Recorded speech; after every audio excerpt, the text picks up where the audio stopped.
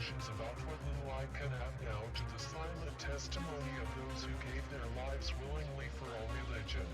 Words are even more feeble on this day, for the sight before us is that of a strong and good nation that stands in silence and remembers those who were loved, and who in return, loved their religion enough to die for them.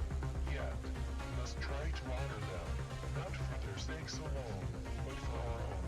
And if words cannot repay the debt we owe these men, surely with their actions we must strive to keep faith with them and with the vision that led them to battle and to final sacrifice. Our first obligation to them and ourselves is plain enough. Capernaum and the freedom for which it stands, the freedom for which they died, must endure and prosper.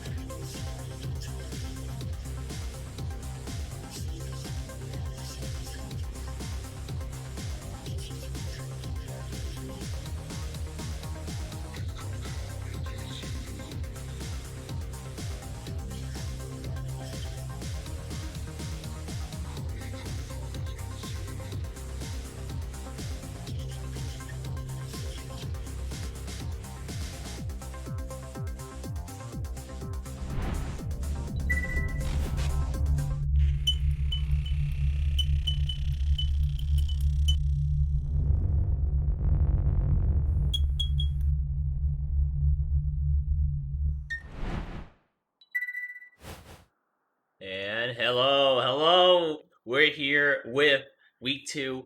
Platinum back again after the little short intermission. We have Psycho's special. Oh, we're here with the Ascended Conference. I'm Retsko Dragon, also with my co-caster here, It is Asami. What is going on, everyone?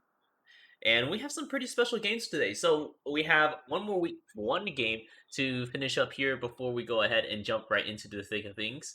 We have the Mingos, or I guess we'll start with the blue side. It's going to be the Reign of Kings versus the Mingos, and then after that we'll move on to our week two games where we have AoE Crowd Control versus Fates Might Fly, and then back again with yet another Mingos game. We have Mingos versus Feed Me Gaming. So let's without any further ado, let's go ahead and jump right into this because make sure you have your snacks because this is gonna be quite the long game. Let me go ahead and switch the scene, and do you want to go ahead and start these introductions for us here, Asami? Of course. So on the blue side, we do have ROK. We have Just Do Wit as the Gnar in the top lane, D. Leroy as Volibear in the jungle. LeBlanc is going to be played by Renji as in the mid lane, and we have Hastega and Randy Newman as the Ezreal and Gragas bot lane duo. Wow, over on the Mingos, we over have Nathaniel Lanier, playing the Cho'Gath in the top lane, Adam Suki playing the Hecarim in the jungle. In the mid lane, we have Rowley playing the Seraphine. In the bot lane to round our comp, we got Chandler Clark and Gabe Kochki playing the Zaya and Lulu. Let's see. Okay. Nathaniel Lanier is Lanier. Lanier. Man, can you go back to Young Bones real quick, though? That was so much easier. Alright, Nathaniel Lanier. Anyways, seeing a 5-stack in this bot lane bush. Hopefully Chandler Clark doesn't step up too closely for this. We didn't talk about this earlier, but you want to do play-by-play or you want to do color casting this game? Whoever jumps on the gun first. But you can already tell. It looks like the Zaya and Lulu will be playing careful, but they have such a death trap set up. Oh, the Leeward coming on in. Is that it? All right, solid. We got two flashes out. Easy. Uh, that was interesting. A little bit of a jump the gun on that, but you know, I like well, the commitment. I like the commitment. yeah. Now the support and the jungler will be without the flash on the side of ROK, and Domingos, well, Chandler, I'm pretty sure is fine with trading one flash for two flashes. Yeah, now you don't have to worry about the flash body slam combo or body belt. As well as Leroy can't just run down there and do another flash stun on him. So, pretty worth trade by the time this all happens. Well, body bump still happens though. Yeah, right as you said that. But we might have a fight breaking out. Nope, it said Hecarim will be escorted by Seraphine and we'll be fine. Just fine over in the mid lane. Same with the bot lane. Some pretty harsh trading, however, for Chandler, seeing that he's on the back foot. Already used his potion here, so Hastega and Randy Newman are in pretty good spots right now. Yeah, and you know that Ezreal Gragas is gonna be quite annoying. And well, talk about annoying. Renji just gonna be a menace to Seraphine. Alright, while over in the top lane, some pretty good trading both from Nathaniel Lanier and Do It. Let's Just Do It is getting pretty low. All those minion waves are really doing a number over to Just Do It. So what? Another engage There is a for gank Renji. going on up there too. Yeah, gank happening over there, but first blood over in the mid lane, however, going over to Renji, just autoing down this Seraphine lockdown. Doesn't have a Ignite to really combat, as well as a Renji with it. So, looks like that's going to be first blood, while just doing the thin on the near is just going to be killing out in the top lane. Duking it out with their foam noodles, doing tiny bits of damage, especially with Nathaniel at low mana. And wow. Gank in mid lane. Pretty good damage coming out from Rowley. But, ooh, Adamsuki with a nice engage over on the Renji, but Renji still lives, unfortunately. Now Leroy is getting quite low himself, but he's just going to be able to walk on out of there. No kills returned for the side of Mingles just yet. Yeah, and they do get the flash out from the LeBlanc. So now she will kind of just be having to play slightly careful. She is level 4, so it's not like she'll be terribly, she'll be terrified, is what I meant to say. So instead of just having to worry, there is no ghost either, I guess, from Adam going over. Speaking of Adam, he is in the bot lane here. He does get booted by the Gragas a little bit. Chandler does land the snare around the Hastega, but nothing of note really in the bot lane. Sigildcrans are already taken by each respective laner, or jungler. And Dragon Loop spawning up here in about 5 seconds. First one's going to be the Infernal. So that means hopefully Ocean Soul? Mayhaps. See, imagining an Ocean Soul over for Hasteo, who doesn't like so really good poke, so then he can sustain up, as well as maybe Nathaniel Lanier, just because he's Cho'Gath and doing a little bit of damage is onto one champion so he can heal like 1,000,000 would always be great. Yep, and my goodness, the wrath coming out from Renji is just so deadly there. Yeah, the LeBlanc early game, especially with a little bit of a lead that she has accumulated for herself, is doing quite wonders.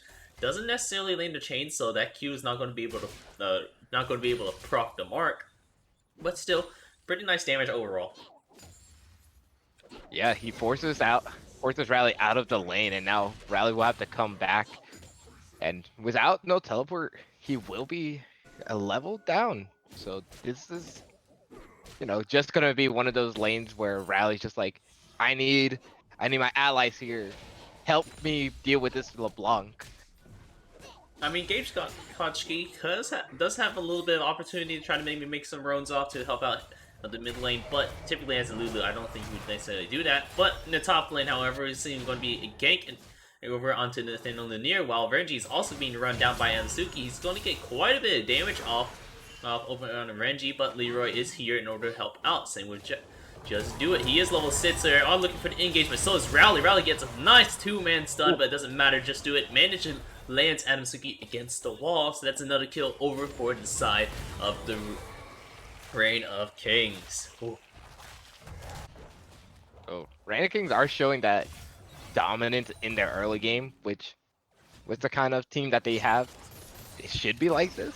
But Shogun doesn't really have a ulti that can kind of turn a game around like a Gnar or any kind of big escape like a LeBlanc. So I would expect this, but my goodness, I didn't expect Renji to be surviving this much times already. Yeah, I mean, not to knock onto Migo's team, however, they do have a really solid late game with the Xayah and then double supports with the Rally plus Gabe. Speaking of Gabe and Clark down there in the bot lane, they're going to get engaged on by the body bump from Chandler, taking quite a bit of damage here. Chandler is going to need to be careful. The Ignite is already ticking on him, and so is Gabe as well. Already going to have to pop these potions, and that is 4 summoners down for bot lane. Everyone only has flashes down there. Yeah, and as you said, like they do have the scalers, and it looks like there might be a trap being set up. Oh, yeah, they are looking for an engage here. Teleport is coming up from top lane here. Just Do It is here, try to help out his team. Well, unfortunately, Astega will be going down. Now Adamsuki is on the next target. He will get body bumped as well. It looks like Just Do It managed to get the jump out so he can get a kill over onto Xayah, and Renji going to come for the rotates to kill off Gabe. Ooh. Yeah, and that is a 3-for-1 trade, and that rotation by Reign of Kings was so quick and so swift. And Hastega did everything he could to try and survive, and Adamsuki eventually did take him down. But overall, that was very well played by the side of Reign of Kings. And Mingo's, well, they did definitely like to try and make something happen. They were not expecting all the units to rally. Yeah, that is meaning a lot of resources over to the bot lane. However, they didn't take that dragon, so kind of unfortunate since they didn't go ahead and try to use some of that lane momentum they already had. I know a lot of them were already low, so it might have been really hard to do, as well as maybe in a bad spot for lanes, seeing that some people just decided to take their backs instead since they're already low. Don't really want to risk it. So I would like them to try to maybe make some rotation to the dragons right after that, because I mean 3-for-1 trade and TPs from both Rowley and Nathaniel Laner there is still down for a couple more minutes. Yeah, nothing about it. I do wish I could have seen that kind of happen, but at the same time, makes sense. Like if they don't want that to take place, but gonna have to hold this thought as there is a Hecarim taking a visit here. Yeah, Hecarim is in top lane now. Just Do It is getting real low here, so he's just gonna be a little taunted on before it looks like Nathaniel Laner is just gonna feast on that little Yordle. Get hit is I believe second stack. I think his first one was over on a minion. Yeah, so he'll be. I think that was also a shutdown, so that was a pretty good munch to get off. You take out the Gnar and you get some gold, or more gold than what you would usually get. So pretty sure the Cho'Gath's just like, don't mind if I do with this one. Suki Sama in the chat saying good me comms there. So good comms from Suki. Really paying attention to his team, letting his Cho'Gath get the bite, while Suki now here looking for an engage over to Reggie, doing a lot of damage, but unfortunately Leroy's in the jungle. It looks like they're going to try to commit for this kill. Good blast plan, but it's not going to be helpful when there's an ignite already taken down on you. Unfortunate for that one. So that is going to be yet another kill. He did save out Rally, however, so maybe it worked. Yeah, Rally was saved there. However, the force there kind of was just too much, as there happened to be Leroy right there, and now that Herald will actually be going to the side of Reign of Kings. Yeah, and this Herald is going to be pretty good. They have about 2 minutes and 2.5 minutes left before tower platings fall, so it looks like they're trying to maybe get a gank happening in the top lane to even out some of this gold difference that we see. And Stega's even down here, looking to try to make a tower dive happen over to Nathaniel to pull good R ulti in order to bring him away from the tower, but too much damage going out over onto him, so it's just gonna not be able to end up as a kill just yet. Ooh, Renji actually flashes into to Rowley's song, and looks like he's going to be going down here. Yep, good shit. Nice shutdown for Rowley. Good chunk of change for himself. But while everyone was in the top lane, it looks like the Mingos has already rotated for the bot lane. Took out that first Inferno Drake. Looks like next one is going to be Ocean. So no Ocean Soul this game. Yeah, and I don't really know what exactly happened in that mid lane, but from what I did see, it was definitely Renji not expecting Rally to ulti in one straight line and not directly at him. So good job by Renji to predict the flash is what I will go with. Yeah, And good job, Rowley. yeah, good job Rally on that good flash, or yeah, good flash prediction. And Flash precision easy. You know, everyone expects you to aim at them, Uh-oh. so you aim where they're going to be. While in the film in the there, oh, it's just going to get flashed on. Unfortunate.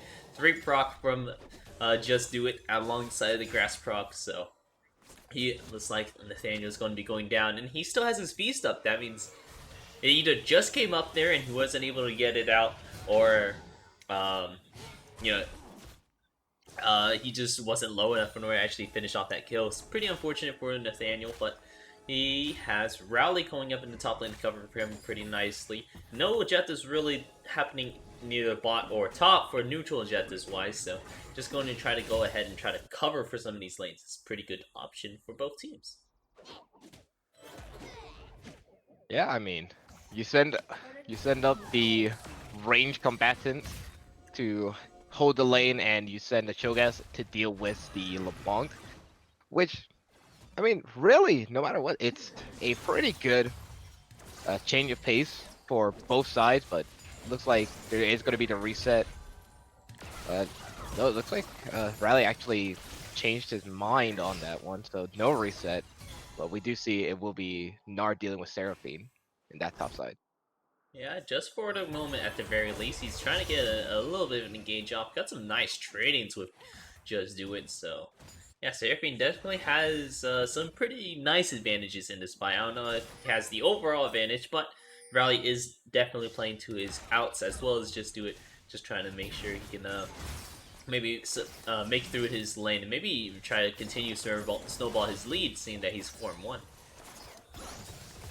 Yeah, so, you know, it could be snowballed, but you can see that they are definitely switching back now. Gonna make sure the Cho'Gath is the one to deal with it, and Seraphine might be... Well, Seraphine will be fine. Nice splash body bump over on the Clark and gets hit by the ulti. Ooh, is able to dodge away from the True Shot Barrage as well as the Wild Growth in order to ensure that they're going to stay alive there.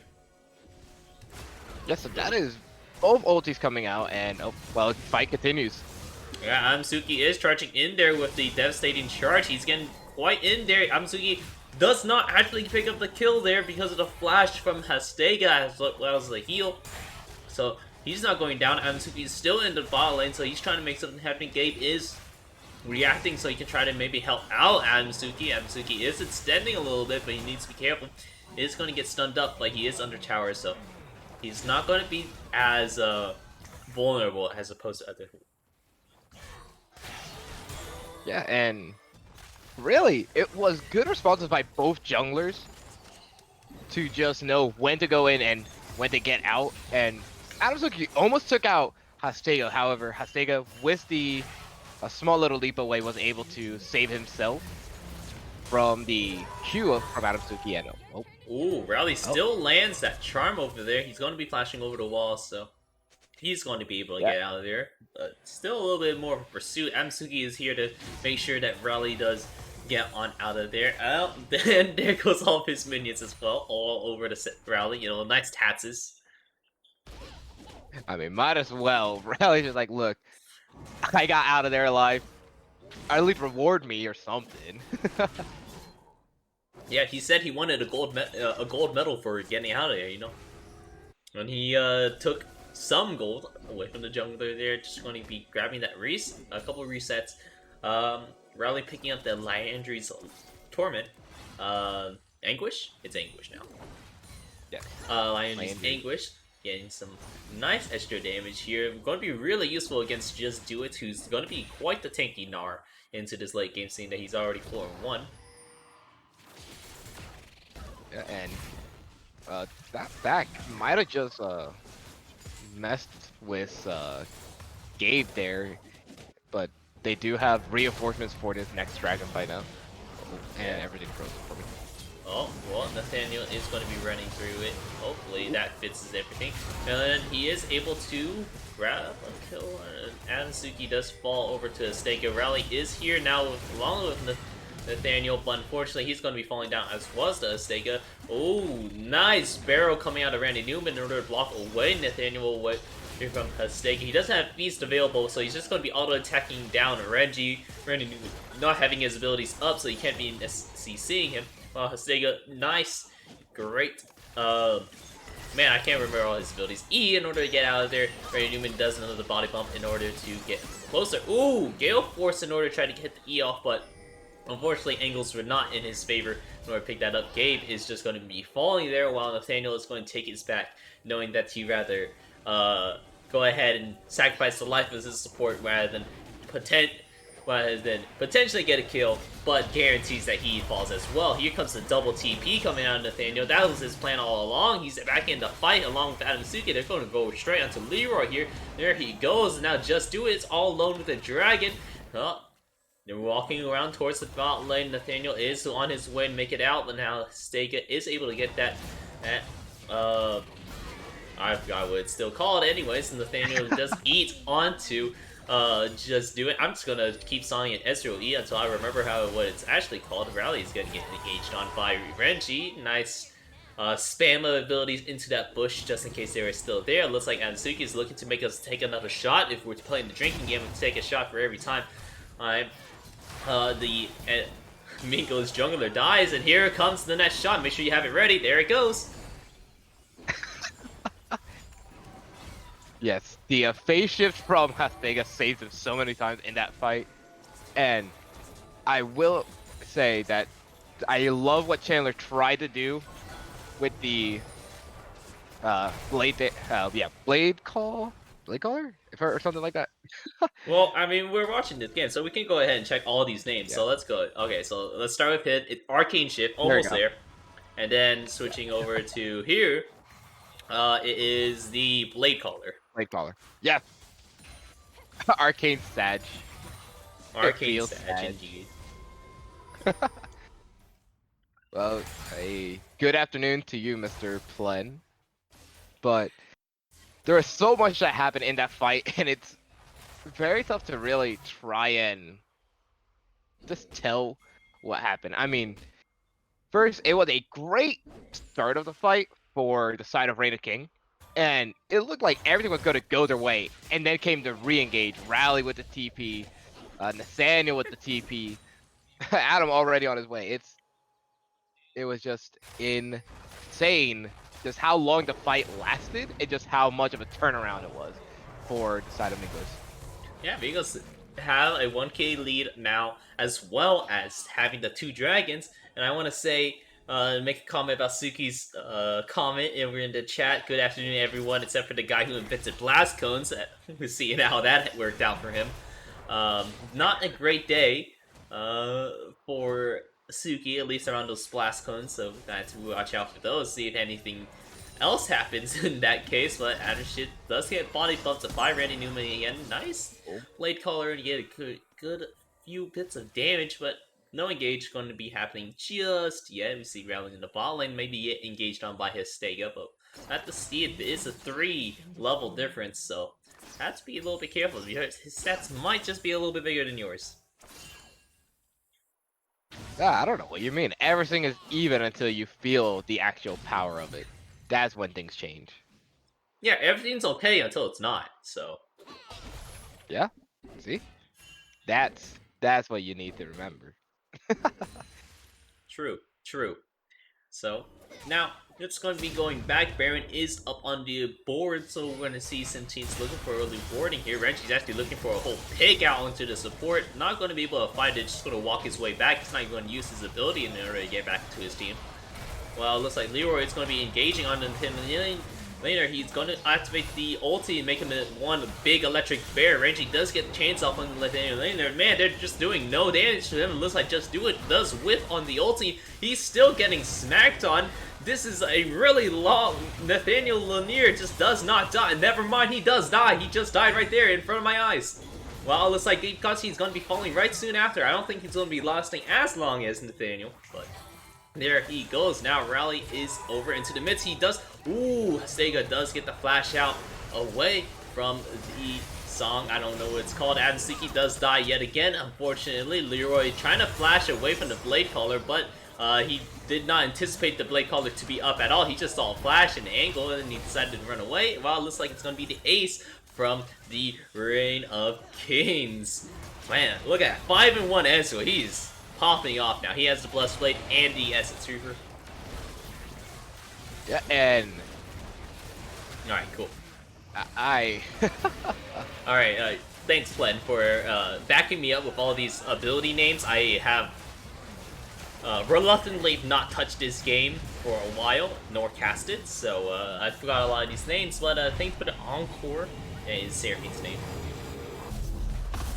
Yeah, I mean... there was so much used up on to Nathaniel Lanier, and for some reason, nothing was happening to him. He just stayed so healthy for so long, and it looked like they tried to rally at some point, and yeah, once they started trying to rally up to Nathaniel and to Gabe, it just did not work out in their favor. Yeah, it looks like Nathaniel is going to be poked out a little bit here. Suki using the Devastating Charge to make sure he hits that plant. He really wants to make sure there's no vision over on his side of the jungle with this dragon spawned up now. He doesn't want to be seen out that easily, at least. While everyone else is going to be making their way to it. Nathaniel does have his TP as well as Rally. Looks like we're going to be seeing the TP right now, but Clark is going to be absolutely obliterated by Renji here. Suki does get here and steals the Drake. My goodness. He does fall for it, but it's just fine. Encore does go out onto about 3-4 people. I can't count. Anyways, we've seen a couple more stuns coming out. They're looking to make their way out of here, but we're seeing the flanking angle over from Renji as well. He's looking to maybe make a pick out, but he's just going to be walking back to his team while Nathaniel still one tanky boy. He's still taking quite a bit of damage. Here comes the ulti from Just Do It. I never seen that combo before. That was cool. He ulted them mid-air. That was awesome. And now Hastega is left alone with 3 people, I think. No, it's just 2 people. But regardless, he's going to be chomped on by Nathaniel. Yeah, and immediately you go from having 5 people with that Baron buff to chasing down, trying to get more kills, and Cho'Gath, really, I should just give credit. Nathaniel, Rally, Gabe, held on for dear life down there. They used everything possible, and it turns out that if you just use everything possible and wait for them to over-engage, you just manage to win 3v5s just that quickly. Oh, Renji looking for another pick over on a Rally. He's staying a little close to him in case that that root comes out. It does go out, but unfortunately, here goes Rally. He falls to the Ignite. Azteca trying to take the kill. I see it coming. He shot the two-shot barrage. Did not hit because Renji already picking up that kill. Yeah, and really, I mean, Rally had no point being there with no allies around. You know that the towers are going to be up, so they should be able to rally around. And, well, speaking of Rally, here we go again. Here we go again. I want to be more than for... Oh, no, nothing happening. Now he does not. No, nothing. He does not want that to happen. He's just going to go ahead and run away as far as possible. As for Chandler Clark, he also needs to be running away as far as possible, using the Gale Force to get out of there. Sorry, Chandler. It looks like that LeBlanc wanted to be more than friends with you. And moving on over to near the top lane, we've seen Reign of Kings exerting a lot of pressure over all these lanes. The Encore does go out over onto the Gnar, but nothing really following suit after that. Rally is doing a little bit of a 1v1, but I'm not sure if he will win that fight while Nathaniel is fighting out into this choke point with 4 members of each side. It looks like Adamsuki does go ahead, use the ulti in order to get in there a little bit deeper. Nathaniel's still alive somehow. Adamsuki, I can't say the same for him. Now, now that, 4 people falling, I can't keep up. Here goes Gabe. Run, Gabe, watch out. No, he's gonna get hit by all these abilities from the extra speed boost that Just Do It gets with his passive, and he's gonna be falling down to yet another ace. And that, the whole fight could have been turned around if Rally just holds on to that ultimate just a little bit longer. Instead, he did use the ultimate to just do it just a little earlier before that whole fight happened. And so instead of what could have been a 4 or 5 man ulti, which would have been incredible, it immediately goes to a 8. And instead of ending, they were trying to go for an end or anything like that. They decide to just back away and go for maybe a reset. Yeah, I mean, I'm sure all of them are sitting on a pretty good chunk of change. Well, I don't know what button does that, so I'm just going to go ahead and click this one manually.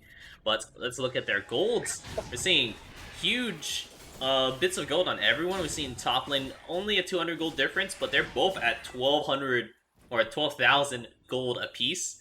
While in the jungle, they're at a more modest about 8k, 8.7k. Just a small lead for them. Then we'll look at the mid lane. Also, yet another small lead. But this is where the big lead comes in. The ADC over onto the side of the Reign of Kings. We've seen Hastega at a solid 3k gold difference, while also a 2k gold difference over for the support. We've seen yet another engaged Nathaniel. Still just not taking a lot of damage, but slowly getting chipped down here. Seeing getting knocked up right here. It is looking not great for the Mingles just right now. They are 5k gold down, and that's entirely built on this bot lane. But we'll have to see if they can make a turnaround. They have 3 Drakes right now. That is an opportunity for them to get Cloud Soul, albeit not the greatest soul. Adamsuki would love this soul. But, I mean, the extra movement speed is always very nice for most of these champs anyway, so we just have to see that happen. Oh, are we seeing... Wait. Oh, are they going to sneak a Baron instead? They're going to go ahead and trade out this Cloud Drake and realize we don't care about Cloud Soul that much now. They're just going to go ahead and try to look for the Baron, but looks like... No, they won't be able to do it fast enough, especially with their spawning wave in top lane. So they're just going to give away that Cloud Drake since they know they aren't just strong enough just yet. Uh-oh. Well, here we go again. Here we go again, indeed. It looks like Leroy. Oh, nice encore onto, I think, 2 people there. Adamsuki is pretty large himself, but I don't think he'll be able to make it out of this one. Leroy managed to falls to Rally there. Flashes from both Rally and Randy Newman will be going down because the body bump does not connect, while it looks like Nathaniel is here. He's hiding in the bush. They know he's somewhere in the bush. He looks like Nathaniel does get a little bit of damage off, but he needs to be careful because it's 2-on-1, and sure, he's one big Cho'Gath. He has to be careful from all damage that could possibly come out, especially with the... Now it's 1v4. He's doing quite a bit to the enemy team, but he can't just pull it out just yet, so you will be falling to the Reign of Kings Goon Squad. Yeah, and it looked like, to them, it seemed like they had the perfect opportunity to get a pick onto the Leroy himself. However, when one is there, the entirety of the team follows, and that was a great response by the team to make sure they get another shutdown. And well, Rally is almost taken out there too. Yeah, he does have the red buff proccing on him, but I don't think he'll be falling just yet. Adamsuki is looking to try to make something happen here. Maybe he can get a second steal off, or Adamsuki instead is just going to be taken down, sent back to the gray screen. So let's see this happen. Going right back onto this Baron so they can try to really go for this play. It is 3 versus 5 right now. They have to be careful, especially with all this base dependent they really have to do. Yeah, and it looked like instead they just pulled on the side to go ahead, give the Baron away. They know that one small mistake there at that Baron could just be the game. So instead Chandler and Gabe both pull away and say, we shall take our very small pocket and get out of there as fast as possible. Very much so. Gold lead has expanded now to about 7k gold lead really like, yeah, it's about 7k. Actually, 7k. I thought it was a little bit smaller than that, but yeah, 7k gold difference, which is 2 items. So this is pretty impactful, especially because a lot of that gold is focused on to the bot lane here. Seeing how Astega is at 3 items, worth 4 items. My bad, even more than that. He's at 4 items while Chandler is still working on his 3rd item here. He's going to be a Lord Dominix.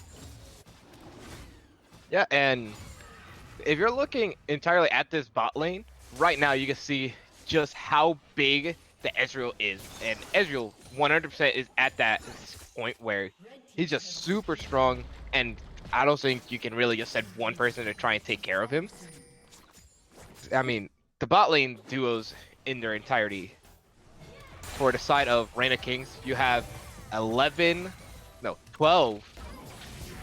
4, and 18, and on the other side you have, well, I don't want to say. Engage instead, because Adamsuki is looking to go in onto Renji.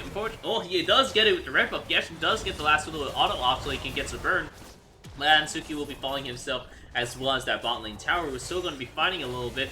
Good root coming out from Rowley. Nathaniel Laner is looking to duke it out. Tank fight against Leroy. Rowley's taking huge damage from Astega.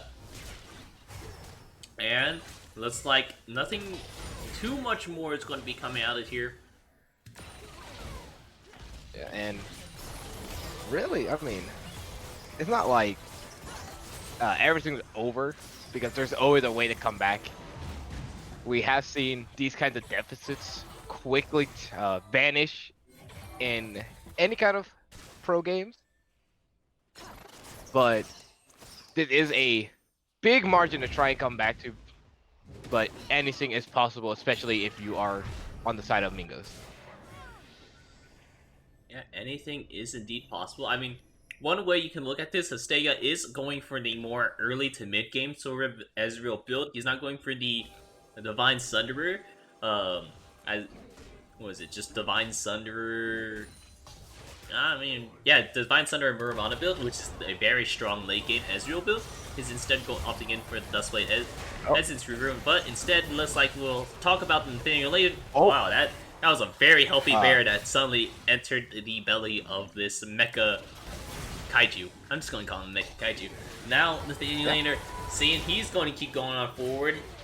Hardcore does not go far enough in order to get there. Wow, a lot of damage coming out of Renji, but Renji's just going to be feeling that damage right back at him. He went in with a Uno reverse card there, while Just Do It's going right into it so he can pick up maybe 1 or 2 kills. Wild Growth does go over on the Seraphine, so he lives, but Laner is now still in it. He's been in it forever now, just body blocking in the entire team, while Chandler Clark has to do enough damage in order to beat out this Narc. Ooh, oh! Used the Game Force and tried to get on Histega with the Blade Caller, but it wasn't enough. Now Rally is running with tail between his legs. He won't be able to finish up this fight here because these two champions are just way too strong right now. Yeah, the Ezreal and the Gnar are absolutely insane currently, and that was such a great fight at the beginning, but Histega and Just Do It and Leroy, and I believe it was Leroy in there too, they were all just so tanky and just could not be stopped for so long. Or no, it wasn't Leroy. It might have been Randy that was also in there for a long time, but can't dismiss the fact that Renji popped a lot of them as well. Yeah, Leroy was in there for quite a while as well. He was the latest person to fall before it was only Just Do It and Hastaya. So they were in it for quite the long fight there, and still made it out. Hastega does opt in to take up the Conqueror, so he is built for these longer fights as well, not just for the early game, which is pretty good here. You know, it gives a little bit of balance for his build since he did opt in, again, for the Essence Dustblade build, which is more mid to early game type of build. Still a really good one nonetheless.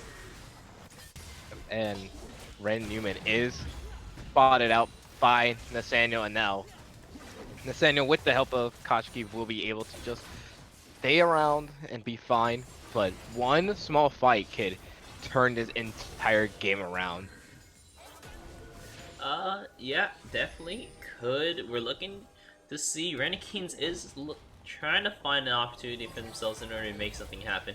The laner is going to have his recall interrupted here. Maybe he's trying to just bait for his team, just taunting that he's in this bush here. Going to get the knock off, but nothing really happening just yet. We have Chandler Clark over in the mid lane, so he's not going to be here for the early parts of the fight.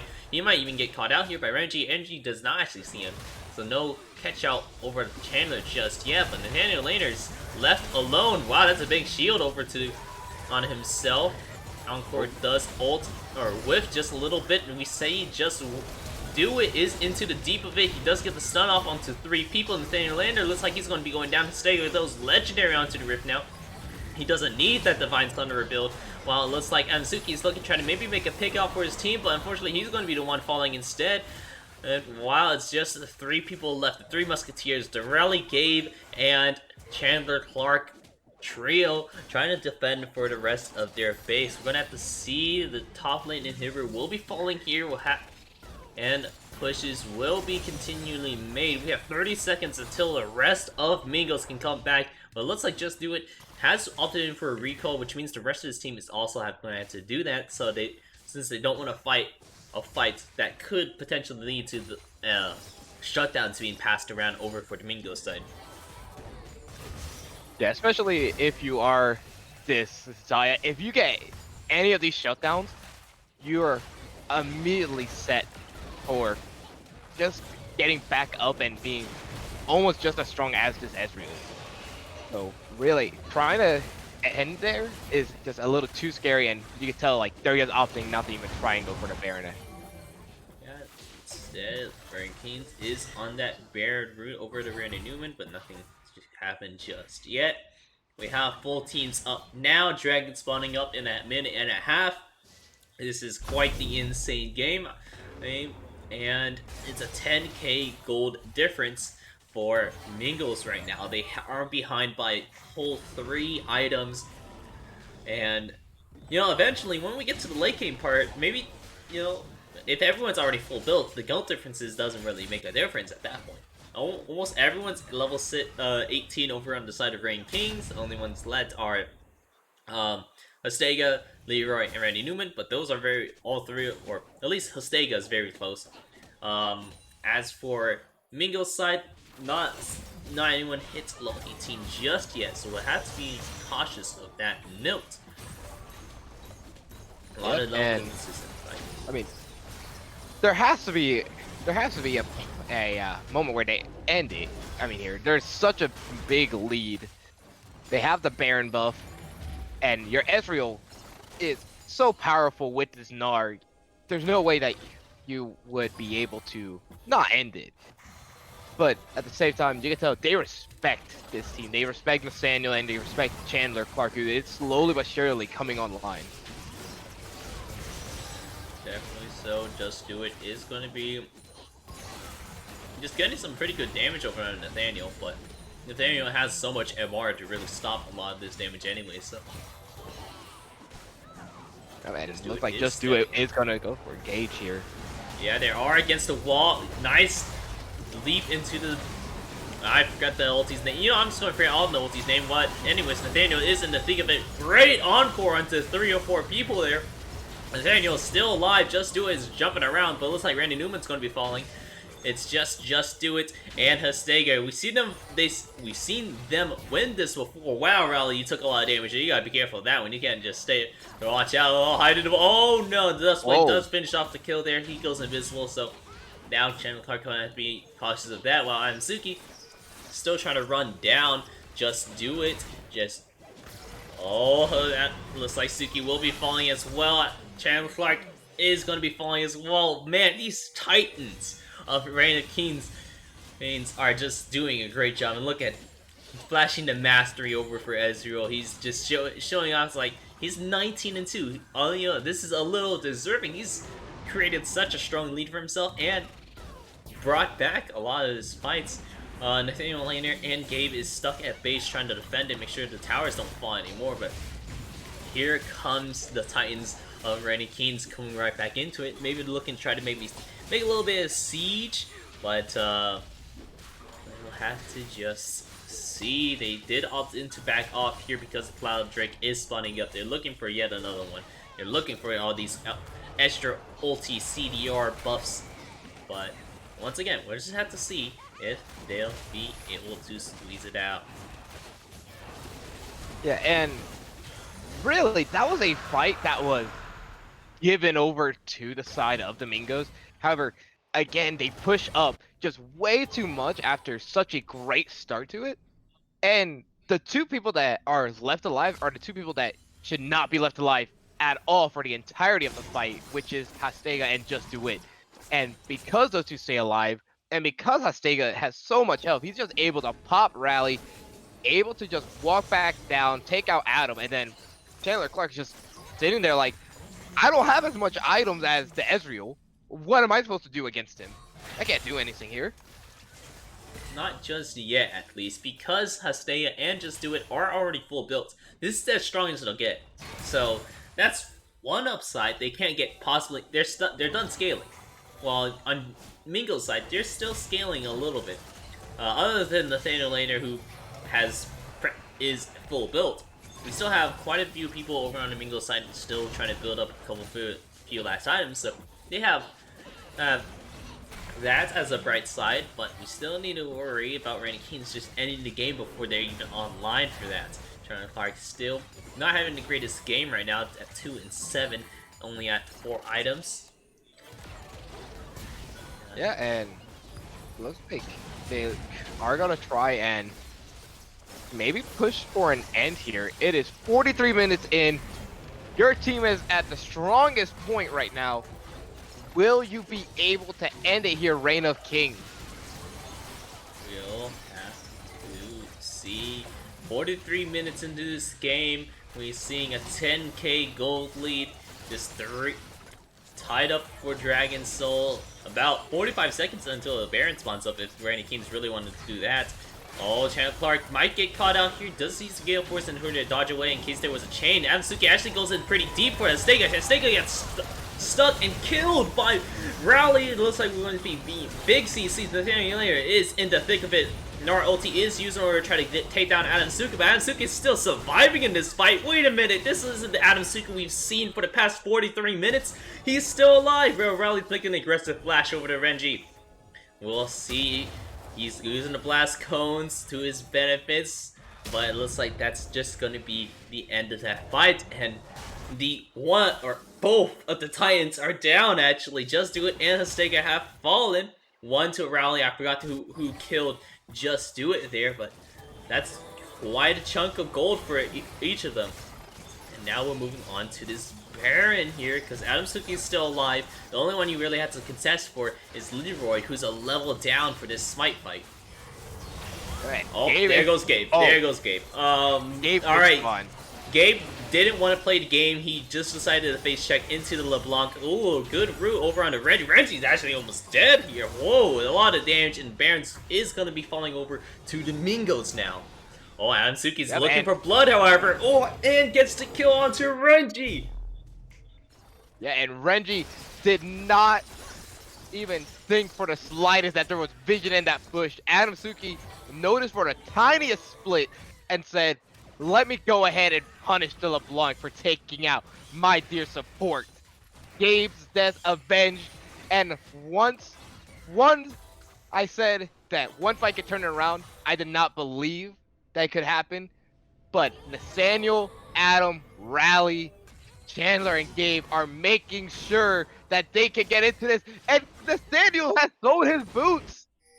He doesn't need it. If your 1 foot covers a whole lane, you don't need boots. You can just walk barefoot at that point. So look at him, a nice big chunky boy making his way, covering the entire jungle path with just his body in order to body lock. So he doesn't need him. He has the I believe it was, I think heart makes you bigger based on how much armor you have, or no, that's the Frostfire Gauntlet makes you bigger based on health. So he's absolutely humongous. Might as well just go ahead and do a quick check on how many feasts he has. He has 11. Oh, one? That doesn't say 1. That's 11. No, that's 12. What? That's 12. No, it's technically 11 because he only gets 6 minions shots, but he ate 7 minions total. So he has 11 stacks of feast. Big boy. Back into this fight. Now we're seeing a little bit of a pincer method over here, while it looks like Just Do It is trying to go for an in here. Rally has already responded, but it looks like Nathaniel is going to be picking up yet one kill onto Leroy, and we're still looking for an engage. Oh no, Randy Newman, you missed out on those explosive cast. Unfortunate on that. And while Just Do It is using his TP in order to try to make it happen, but it got canceled by Rowley. Chased him down, used the E in order to stop him.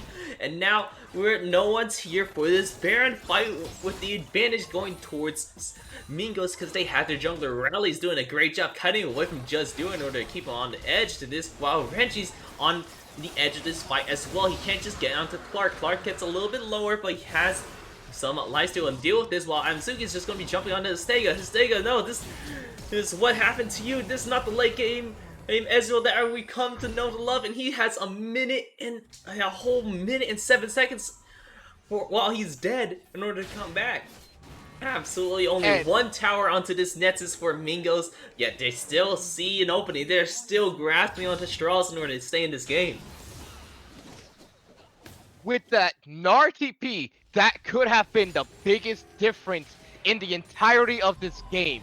That was a Mega Gnar coming in, looking like he was ready to turn this fight right around. And Rally, really living up to the name, rallied over and saved his team from any kind of hope there. That was beautiful, and it even got to the point that Ezreal had to sell the Duskblade and build a Kraken. Wait, Kraken? He has built I don't remember. the Kraken player. I don't remember mentioning a Kraken whenever I was talking about this. I feel, again, I stand by my point of seeing of the Ryan Thunder, but Kraken is a little bit more DPS.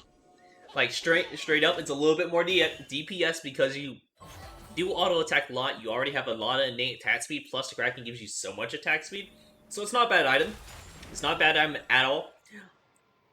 I'm not exactly sure how well it would do versus a versus just going ahead and going for a Divine Sunderer, because I mean 10%, just straight up 10% of the target's match health, as well as giving you percent armor pen and percent magic pen for both your ability types.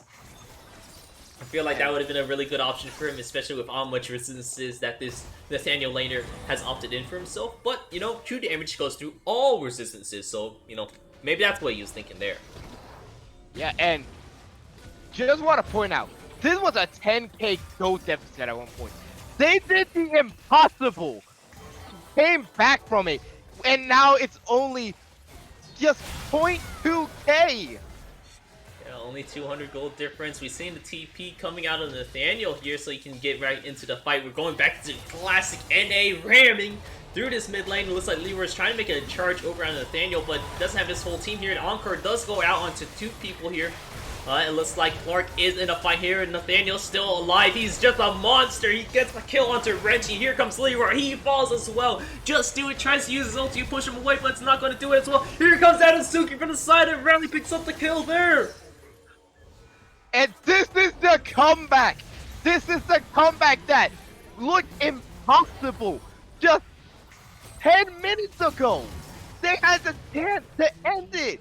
And they have pulled the SKT comeback from like 2016 against EDG. This is impossible to have thought to happen. Mingos haven't seen this in literally 30 minutes. A gold lead for to their name. They're 3k gold up, and they're about to end the game here. Just running it down mid and able to pick up the Nexus. There it goes, Mingos. You've done it. You picked up the win from this torturous 15 not really torturous. This is actually really cool to watch. Just watching Mingos actually making a comeback from it. 10k gold down, 20 kills behind. Fully built Ezreal. Fully built Gnar versus your 3 and then 4 and then 5 and then 6 items Zaya. Just absolutely insane. Let me switch over to this scene. It's dark. I need to turn on my lights. Sorry about that, but it's baffling. This game could not have been any better of a comeback than what it was. The Mingos, I do not understand how you pulled it off. Maybe you've been watching top 10 ways to rally from 10K gold deficits. But that was an incredible game, incredible start for Reign of King. However, when it came to closing out, Mingos never gave up and made sure to rally behind, ironically enough, Rally and Nathaniel Laner. And really, Adamsuki, give all the props to him. He came out and took down Ezreal with his own bare hands. Yeah, we really do have to give them props there. Really great game, but for now, we're going to be right back. That was only our first game right now. It's been about an hour, almost a whole hour so far since we started up the stream. So we'll be right back. I'm going to go ahead and get the next game set up. I'm a little red because that's my background, so let me do this. There we go, a little bit better. Anyways, we'll be right back with our next game. It's going to be the AoE crowd control versus the pigs might fly. So don't go anywhere. We'll be right back.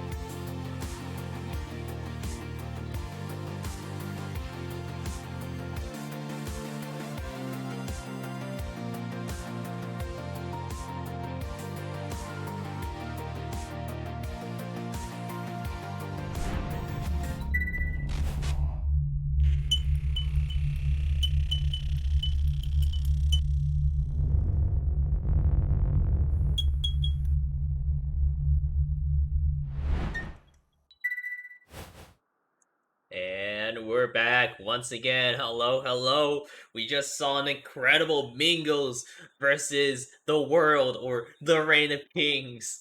Doing a great job. They pulled it out literally out of their ass with that game. Uh, if we saw how multiple times Adasuki was falling down to he was falling down a lot, but And Nathaniel was taking the best he could, but he didn't have the damage on his team. Raleigh was missing a couple ultis, but then they all turned it around and they managed to win it out to do the comeback. They all got fully built, and once they had a little bit of momentum going, they managed to win it out in the end. So that was that game. Now over to our next one, which is going to be the AoE crowd control versus the pigs might fly. You want to go ahead and introduce these sides to us?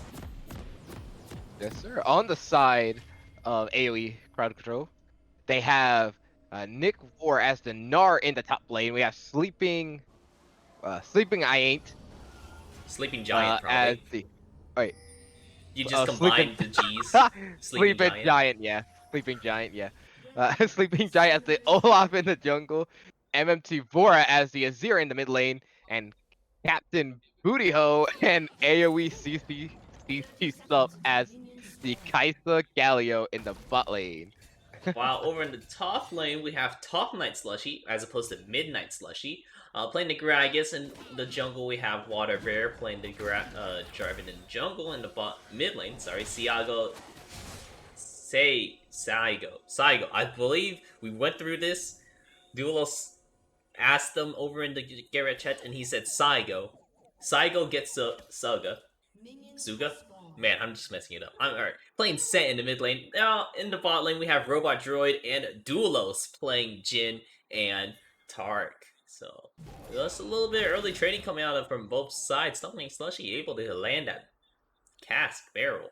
And got his Arcane Comic proc off. I wonder if this was a lanes or like they picked the champions, but then they switched them.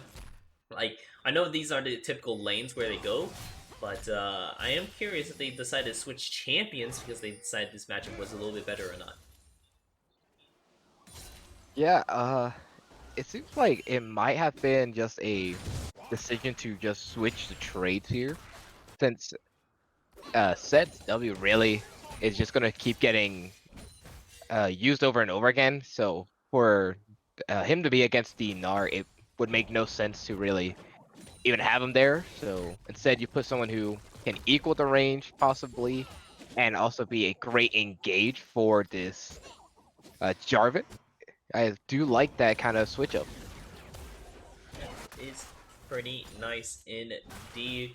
We're just having a little bit chiller times. I mean, we just came out of a pretty insane game, so right now we're just going to be, calming down. This is early game League of Legends, much slower, much methodical, but it's still very, very much impactful because of how much it can really set the tone for the future parts of the game. Yeah, really, this could really be just the most peaceful game we've ever had, or this could be a hectic game that might get us screaming out of our chairs and just wondering what exactly the move was. But until then, I mean, probably until level 6, we're not gonna have a whole lot happen. Yeah, not a whole lot just yet. We have the Scuttles Crabs spawning in from each respective sides, top and bot. So each jungler will be contesting it. It looks like both junglers are actually on the bot side of the map, so they might be looking to maybe make something happen first, especially with Waterbear here in the mid lane. He is looking for a gank. He does get the flag and drag, but not the knockup over onto Vor. So just gonna be walking away here.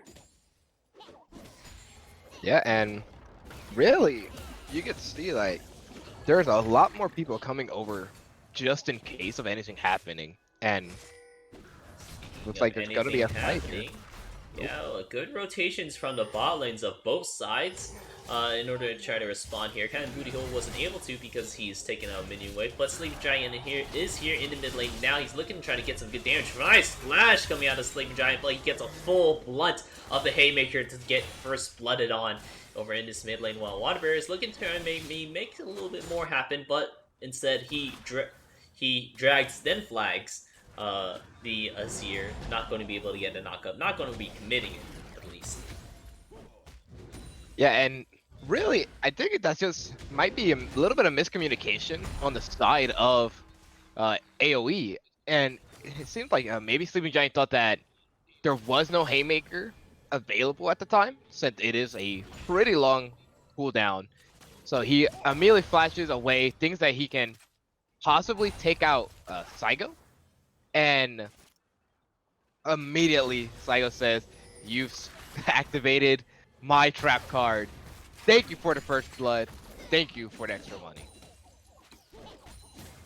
Hit him with that Uno reverse card, and yeah, getting that first blood means that he gets the Iron Spiked Whip, which is going to help out some of his clearance here.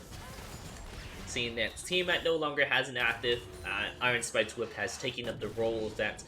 I wonder if this is going to be one of the Stride Breaker games, or if they would opt in for a Gore Drinker instead.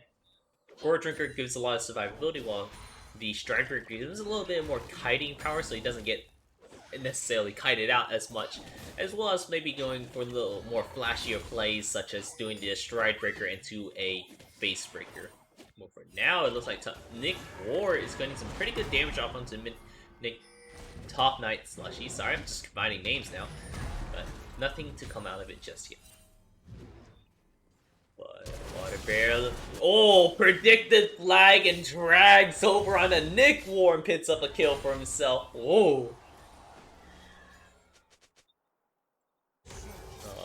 Yeah, so that was quite the play there, seeing how that happened. Seeing Saigo is going to be getting a little bit low now. He does land a haymaker over onto Vora here. So just going to be able to even out a lot of that trade. Waterbury is going to be the nice guy. Push out the top lane for his top laner. Get some gold for himself. Don't let his laner know. But he gets some gold for himself, as well as some EXP, while Top Knight Slushy doesn't have to waste his TP in order to really punish Nick Ward for his overextension.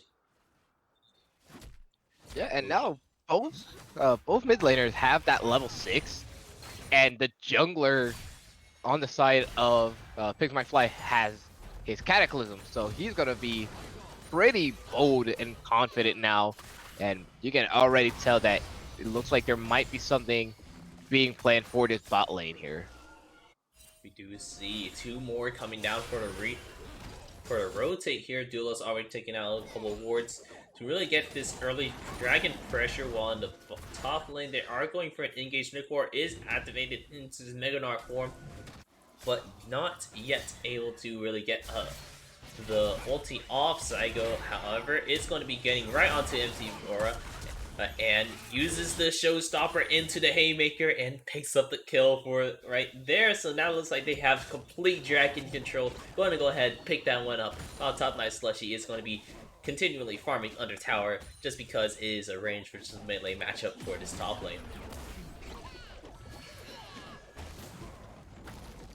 That is quite unfortunate for the blue side. The AoE crowd controls, they don't necessarily have the jungle pressure that they wanted to in this matchup. Really good macroing coming from Pigs Might Fly, seeing the bot lane rotations, the mid lane rotations, or really make sure that they get these objectives. Saigo's doing a ton of damage, already ending up at 2-0, having the Heartbound Axe as well as Iron Spiked Whip in order to really put the hurt onto MMT Aura. Ooh, ulti into the wall for Top Knight Slushy. TP is coming out from Saigo. He's looking to try to make something happen. Face breaker into the 1-2 punch. There goes Nick Ward.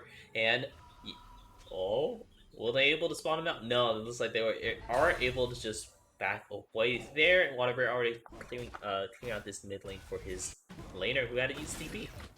Top Knight Slushy might get caught out here, however. Sleeping Giant is here. He's throwing axes. He's throwing it back and forth while looks like Saigo is still in the area in the bot lane. Now we're looking for a little bit of engaged. I don't think that will be converging into much, so let's go back to the top lane. Thank you, directed camera. Oh, looks like they are just going to go ahead and disengage as well. So no more action just yet. Honestly, I was not expecting a whole lot of that, and sorry, I'm having small mic issues. I think I've resolved it. But hopefully. There was really a lot that I was surprised about, which is, one, Saigo is right now dominating the entire map. That's not involving the ADC. I mean, you need his help in the mid, or you need him in the mid lane. He can easily handle Zir, is what he just showed. You need him in the top lane. Simple. He will be right there, and Top Knight Slushy with a beautiful explosive cast as well to make sure that he's kept alive, and really from there it was just unfolded, and Saigo took full advantage of it. Now 3-0. Yeah, Waterbear now in this top lane to really once again punish Nick War for being so aggressive. It's like you gotta stop pushing, man. And go ahead and pick up the kill over on Nick War. Looks like that will be yet another great screen for Nick War in this early game. Really pushing this early lead here. Duels popping up to interrupt some of their bats to really get some info. Yeah, and I mean with Nick War, I understand why he would be so confident and be going up that much, but at the same time, there's these small moments where you have to realize that you're being punished for a reason, and Nick Moore is too confident in the amount of damage he's dealing out to the Gragas that he's forgetting that there's things like a jungler and a mid laner that can easily come up and rotate. So Top Knight Slushy is just able to bait him out every time, and Nick War unfortunately has not learned quite yet that he will always be punished if he does decide to go on a roam or go too aggressive. Yeah, at some point, Top Knight Slushy is going to be able to turn the corner and just really become the aggressor versus Nick War rather than the other way around, without needing the help from his team, especially. So, looks like Harold will be taken down for water for the Pigs Might Fly side, and I wonder where they're going to drop that.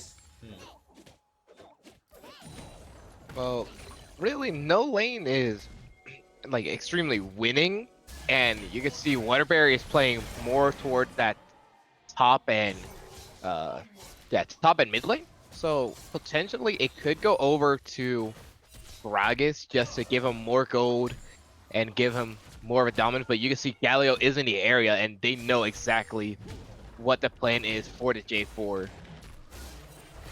And they do know indeed Saigo is going to go right on to NMT more, but not going to be able to do much more damage here. Looking for a big collapse happening in the top lane, seeing that how AoE CCCC sup is there.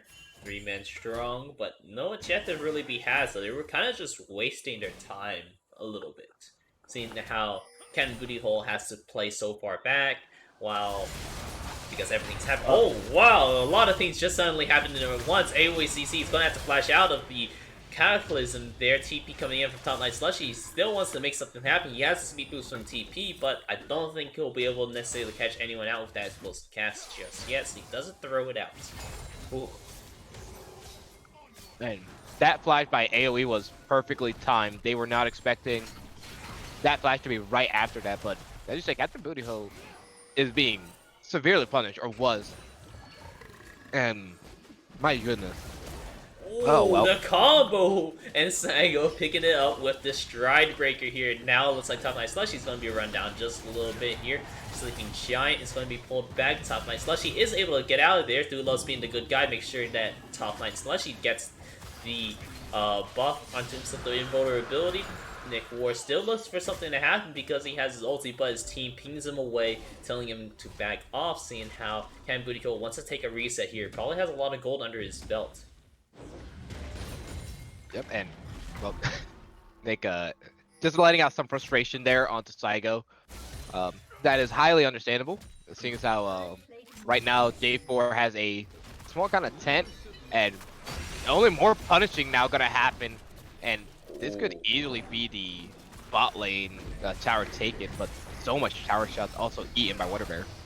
Yeah, normally I would say I prefer people to wait onto dropping the Herald so they can take the whole tower, but in this case this was a good one because they didn't necessarily had the pressure previously to where they pushed for it early, but now Robot Droid is going to be, saved by Dulos, however, with this double stun. Looks like that might be the end of the engage because they don't have anything far long enough range in order to hit Robo Droid. That's 3 suns down for bot lane, but they able to pick up all those platings before it falls.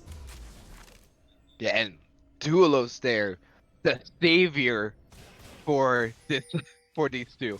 It looked like Robodroid potentially would be going down along with Waterbear, and instead Duelos gets the double stun right after The Olaf ulti falls. So Oh, watch out, watch out, watch out! Saigo coming in! He uses the facebreaker, he uses the ulti, and now the haymaker, but it looks like Count Booty Hole is going to be making it out. Saigo's still running after him. He has a strike breaker coming up soon, but it looks like he is able to get out. Well, a little bit more of a scuffle in the river up there. Nothing to come out of that just yet. Dragon's not spawning up here anytime soon, so no objectives to be had either.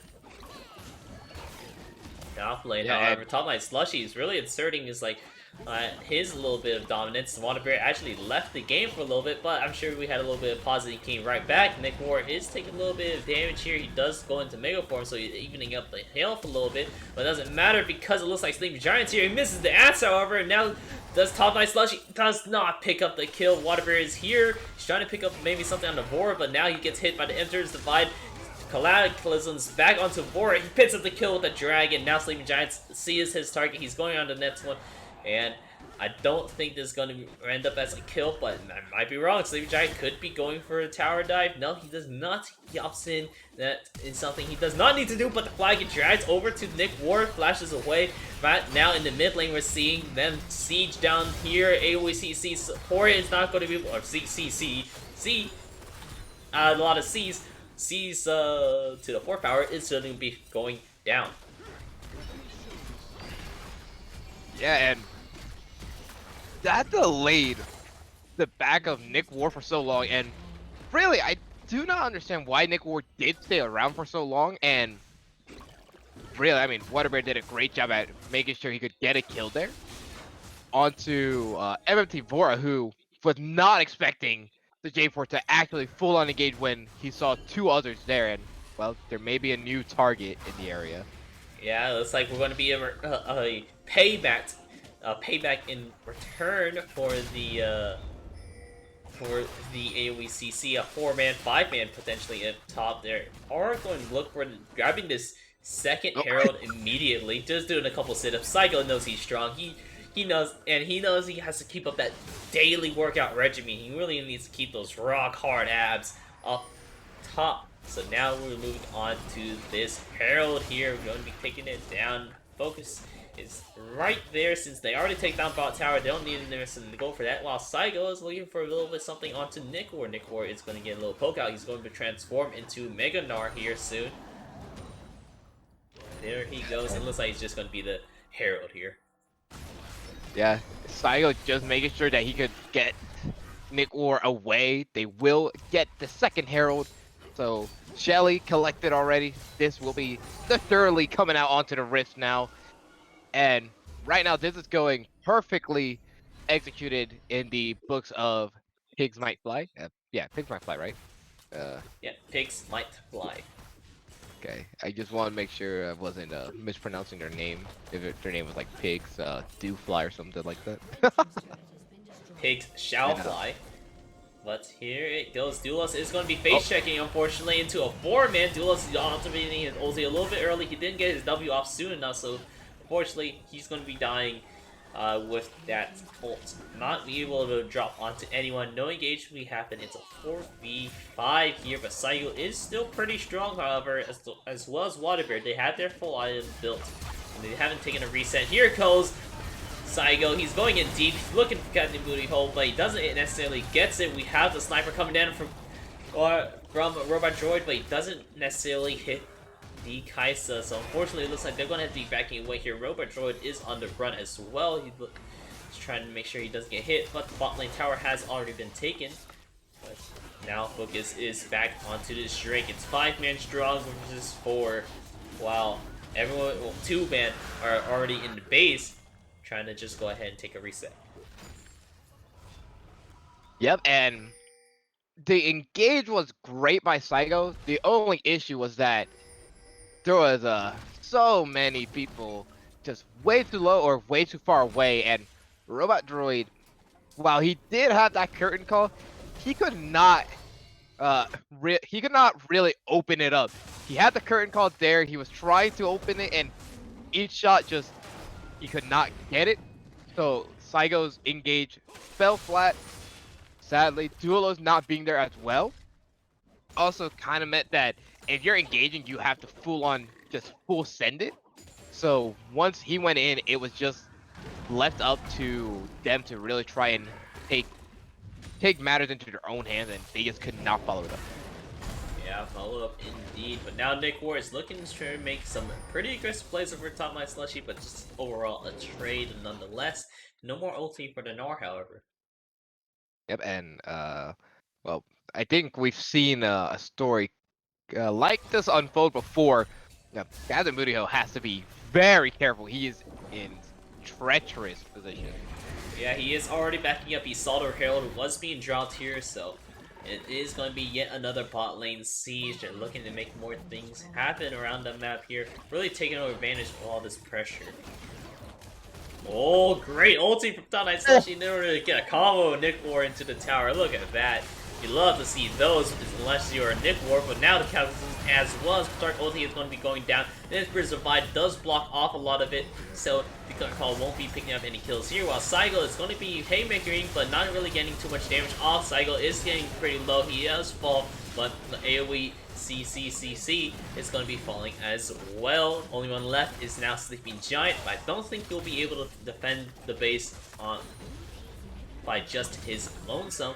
Looking to maybe go for an inhibitor tower here. Wow! Engage going for Top 9 Slushy with the belly bump and picking up yet another kill, but he's going to be falling down to the tower while Nick Ward is up. He does have ulti, but he needs to get into his mega form right now. Just going to go ahead and leave because Gam Booty Hole and AoE CCCC sub is going to be coming up soon. Yeah, and again, this was a beautiful fight there to take, knowing that Nick Ward was just taken out again for stepping up just way too much. Top 9 Slushy took advantage of that whole thing that happened in the top lane. Really, is all I can say about it. And once he saw the opportunity, took out Nick Ward. He backed, he got his items, came down into the bot lane on that TP, and they just straight up forced their way into the base, took out one inhibitor tower, and now they have AoE CC on the back foot of this game. Yeah, back foot. Indeed. I say indeed a lot. But 4k gold down, that's a whole item that they're missing against the Mingos. Or not Mingos. Sorry, wrong game. I am Mingos on the brain, but Pigs Might Fly does have an item lead against the AoE CC, just a little bit extra actually. From that, Nick Ward is about to enter Mega Form, but needs to be careful here, looking around for possible fights. Baron has came up, so we're going to get some early wards in, trying to make sure that no team is going to be trying to sneak that. Speaking of sneak that, maybe Pigs Might Fly could potentially be looking for that opening as well.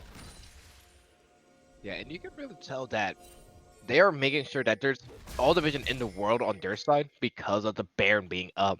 They really are just looking for a chance to either try and punish the team for not being there, or, you know, punish the team for being there. No matter what, they're wanting to fight it. It looks like they're just trying to draw out the fact that they are there and they will take any small opportunity to really go for this Baron. Yeah, really trying to make it into a very awkward position for the Pigs Might, or not Pigs Might Fly, but AoE CC in order to make him in a more precarious situation, make it really uncomfortable and really trying to step up at the fear that they could be starting Baron. But the Scuttle Crab right there is going to be helping out just a little bit. They see that people have disappeared away from the map, so they're just going to go ahead and go for it, especially with the Scuttle Crab now back down, so they don't have necessarily the info on that, but perhaps they're going to actually... How they know? They do know, but it looks like they are actually just going to be going over to the Dragon. If you were looking at their pings, they're just going to be trading out 1-for-1, not making sure that the Pigs Might Fly has the opportunity to go for a Dragon Soul off the next one. They are tied up in dragons now, so it's much harder. You have to go for 2 dragons rather than just one more. A little bit better situation, but you now have to deal with this monster problem of now they have 5 people with Baron. Yeah, and really, that was a good job by of Pigs Might Fly there to really just bait it out. And eventually they just said, well, we don't see them on vision. Maybe they're recalling and getting ready to go for the dragon. And instead, they full on saw their chance and said, actually, they're not going for it. Or actually, they're recalling now. We can go. Scuttle dropped at that last second, and they had no idea about it until I think maybe Duelos got spotted out at that last second because there was a question mark thing that did come out. So the minute that came out, the blue were dropped. They knew it, and they already knew they were way too late. And immediately said, "We just have to trade it for this dragon." Which is still a pretty good idea. I mean, if you know your team isn't as strong in terms of team fighting, going for trading objectives is always good in order to really put you in a better spot in the future. It hurts now, but it feels better in the long run if you can make it to that point. A lot of towers being taken down here. We've seen Saigo is pushing forward quite hard, but he is going to be able to get on out of there. TP is available for both Top 9 Slushy and Saigo, so they have that as an option in order to try to make something happen here. Yeah, but the thing is that more than likely, they're not going to force anything. They're just going to wait for AoE to either overstep or just for a tiny mistake to take place. And you can tell they're already getting ready for a possible end. Yeah, fights coming in. TP from Saigo is also on the way. He has the movement speed buff. He's looking to try to maybe make something happen, but they're just going to go ahead and take out the inhibitors, really starve out the resources. AoE C is going to be getting the stun off over onto Water Bear here, and now over to the next inhibitor for Pigs Might Fly. They're looking to take up this mid one. They need to try to make something happen here. AoE CC does need to try to look for an opportunity where he can get in here and really stem the bleeding. Nick War is in there, but he doesn't have ulti. He's looking to try to maybe make a stun happen with just his regular stun, but now we see the Emperor's Divide as well as the Cataclysm. Everything's happening all at once. We're in the choke point. Here comes the GRLCS stun. And it's actually just going to be stunned, so he doesn't get to use it, and it looks like Pigs Might Fly has won out this fight. Current Call is onto Sleeping Giant here. Gets one. Does he get two? Oh, wow, he's healing a lot, however, so... And the final bit does go off before Robot Droid be able to pick up that kill for himself. I'm not exactly sure how he did that. I don't remember seeing a fourth shot doing all that damage. I thought he already shot it, but regardless of the fact, we are going to be continuing on to this push here. It is quite close. Oh, this are going down. There it is. Looks like Saigo is going to be picking up the ace here, and now for the end. Congratulations to Pigs Might Fly. There it is.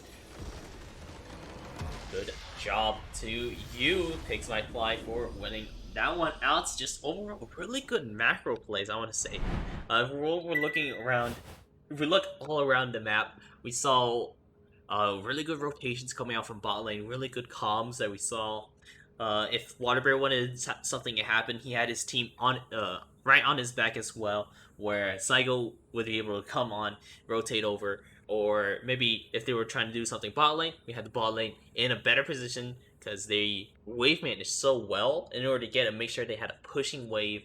So then whenever they rotate, it's harder for Captain Booty Hole to rotate as well, seeing that he had to either respond to the wave and miss out on that and just let his team not have that objective, or he has to miss a wave and put him in a more precarious spot where than he already was.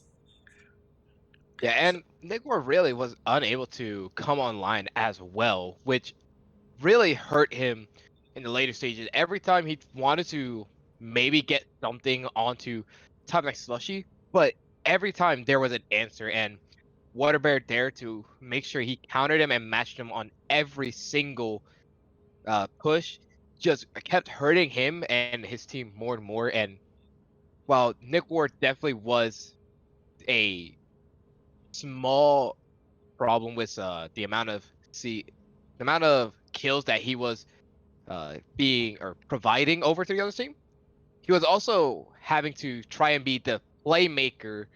And really, once the ulti came out at the end, and he wasn't gonna have it up, he just said, "All right, I have to try and make something happen here, or we're just gonna get choked out." and he pushed up, but Duelos had great DC blocks there, and once that was there, it was all over. Yeah, so for now, we'll be right back. That was our game 2 for tonight. And moving on to game 3, we have once again the Mingos coming right back at you with against Feed Me Gaming. So don't go anywhere. We'll be right back setting up for the next game. So here we go.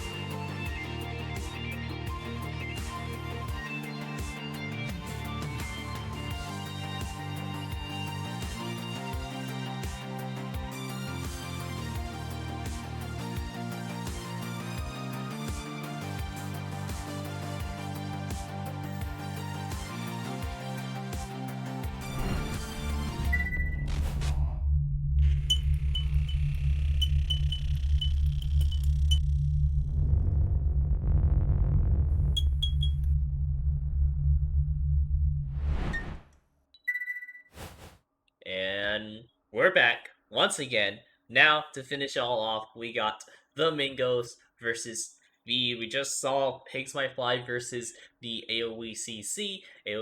Just Pigs just showing a really good display of macro play, merely managing their plays and really thinking ahead a lot. We saw Waterbear respond really well. We saw great map rotations. But now we're moving on to our last game for tonight, which is going to be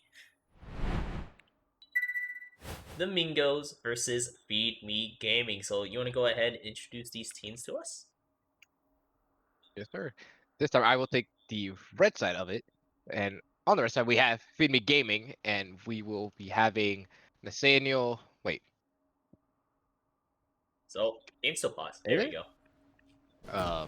I Oh think wait, the wait a the minute. names are a little bit switched up. My good sir. Wait a minute. Let me check. All Technical right, difficulty.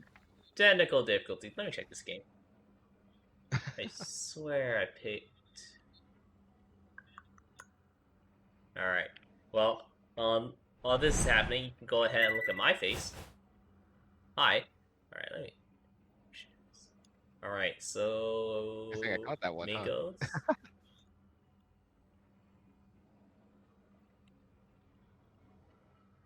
Right, so while that happens, let's just slowly Oh, unravel well, what's happened whoops. today. Anyways, Oh, let me go ahead and switch those names then. Uh, it's too late for that, so let's just go ahead and introduce these teams while I'm going to make that fits. Please don't look all too right. hard at the team names. So on the red side, we will have the Mingos actually. we'll have Nathaniel Laner as the Gragas in the top lane. Adam Suki will be playing the Nocturne in the jungle. Rally will be on the Oriana in the mid lane, and Chandler Clark and Gabe Kochki as the Jinx Lulu in the bot lane. Would you like for me to introduce the other side as well? Yeah, go on right ahead. All right. On the side of Feed Me, we have Orbit 49 as the Darius in the top lane. We have Why Do I Ent as the Jarvan in the jungle. We have Cyanite as the Akali in the mid lane, and Balzahar and Better Chemicals as the Senna Tom Kench in the bot lane.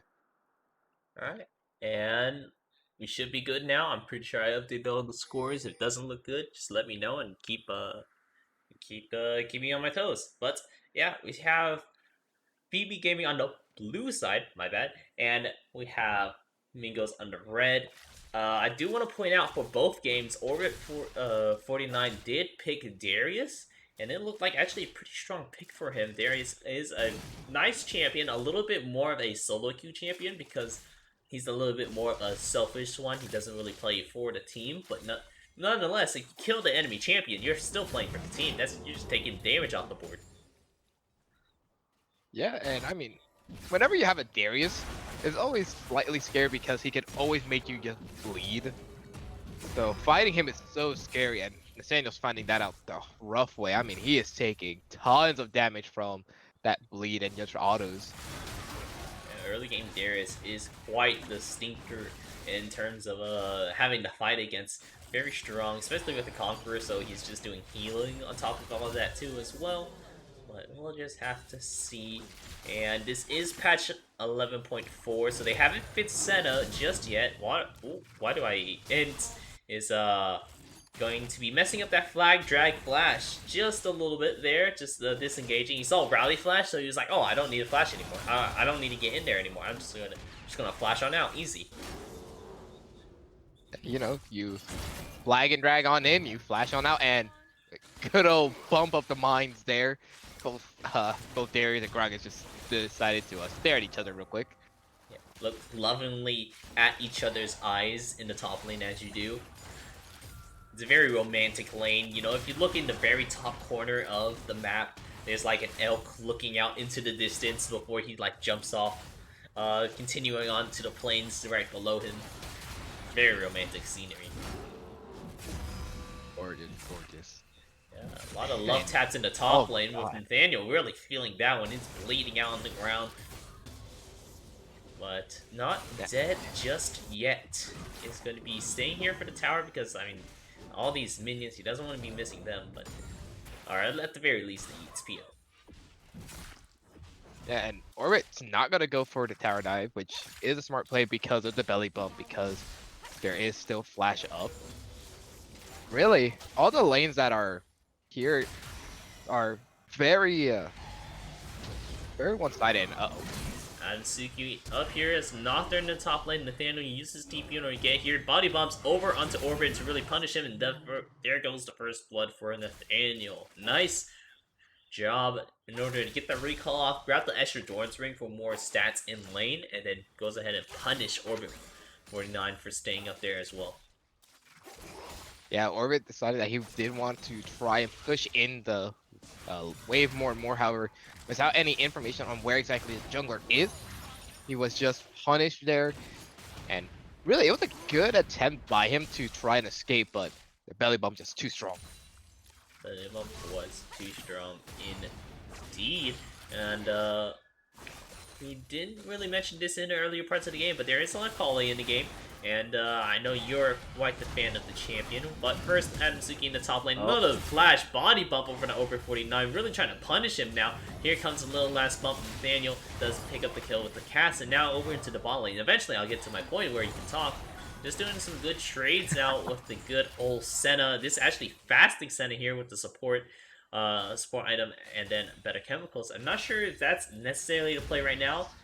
I don't know if the soul's amount is justifiable just yet. But yeah, and there. Man, over 49 is a lot of movement speed, getting right into the thick of things in order to try to get a good trade out. He is not feeling healthy at all. No, he's taking a lot of damage, and he wants to try to fight him so much, but every time he tries to punish, he's getting punished instead, and now he's forced to back. As a result of this, he pushes the go button too quick, and Day 4, who just arrived to help him out, is forced to back away. It is quite a precarious situation for this top lane. Looks like Nathaniel is going to be going ahead and backing here, so since he did spot out that, so Nathaniel Lanier is not going to be caught out just yet. Here comes in. But, alright, now my point. There is an Akali here. You like Akali. He's taking Electrocute. Thoughts?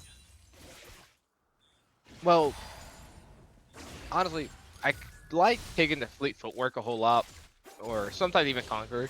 However, into this matchup, I do understand why you take the Electrocute, as you want to go in and really hit all your combos, get the Electrocute proc, and even with that perfect execution, sometimes it's not enough. So with that Ignite as a bonus, you're going to be able to really get a good pop, and, well, speaking of pop, there might be another pop happening here. Yeah, Sauce already happening over onto Chandler Clark. He is getting quite low. One more auto attack, but it is not enough. Rally is here. Uses the shockwave to get everyone down. Here comes the E from Cyanide in order to get onto the rest of them, and picks up a double kill for himself. We love to see that happen. It was the thing we always dreamt of, but now Suki's just going to pick up the kill thanks to Nocturne things. Yeah, and, well, I probably might have forgotten that Akali has the Shuriken flip, and that Shuriken flip was the flip of death. That brought him straight over to the Jinx, straight over to the Lulu, and, well, the perfect execution was quite literally perfect. Executing Gabe and then the kill on the Chandler, and Adam, on that recall there, was able to come back and take out another kill. Now Adam, speaking to him, he's here into the bot lane. He's trying to make something happen with better chemicals. He's getting quite low himself, so he needs to be careful. Thanks to the pass, he gets a little bit of healing.